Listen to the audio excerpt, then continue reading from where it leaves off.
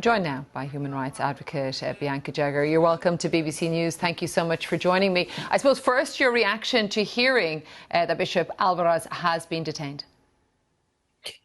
I was shocked and appalled by the news that Bishop Alvarez was abducted, kidnapped from the curial home where he was with 5 priests and 5 laymen.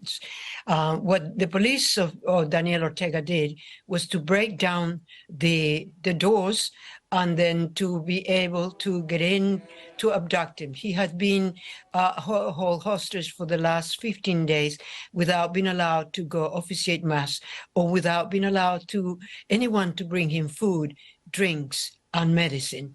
And today the police has issued a statement saying that he is on house for arrest. They have brought him to Managua. The other priest and the other laymen are in jail today, and the question and the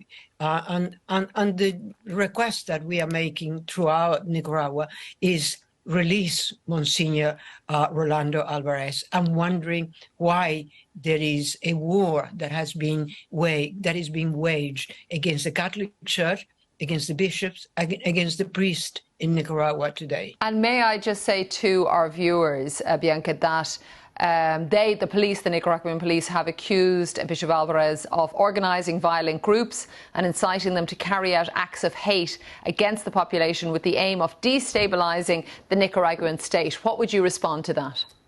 What I will say is that it's certainly not what Bishop Alvarez is. Bishop Alvarez is a courageous, is a highly respected man who preaches love and who preaches a cohabitation between all the peoples in Nicaragua. He is loved and respected not only by the Catholic people, but by people from all walks of life and from all religions or non-religions, as he has said many times.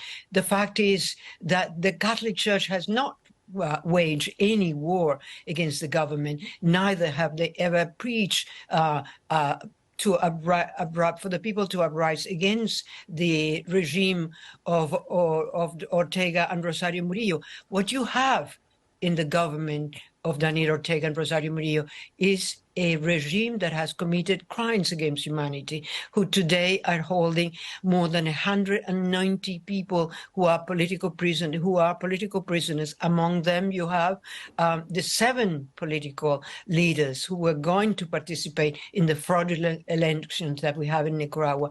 You have politicians, you have human rights offenders, you have journalists who are in jail, and you have 3 priests who are now in jail, plus the 5 that were abducted yesterday. So what I could say is that you have here a regime, a dictatorship that has been persecuting the people of Nicaragua.